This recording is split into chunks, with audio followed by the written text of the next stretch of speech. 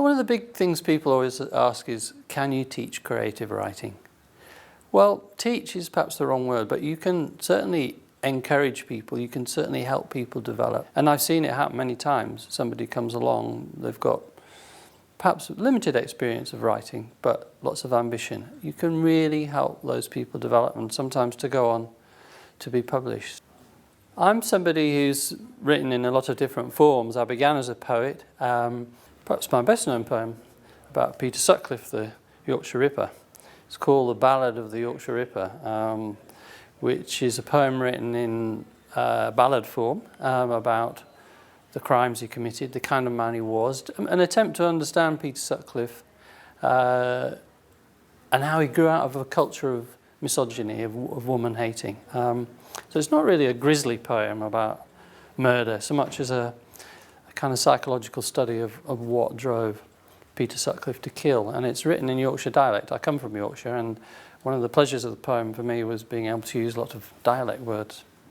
I then wrote a couple of memoirs about each parent, funnily enough. I wrote a book about a famous murder case, the murder of James Bulger up in Liverpool by two 10-year-olds. And since then I've written 3 novels.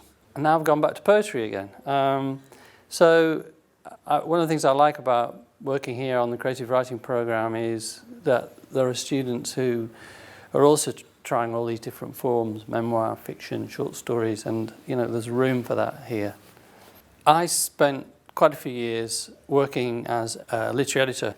I did a PhD, then I went away for 15, 20 years and worked on newspapers, on book pages of newspapers, and I was an editor, and I got used to editing people's work.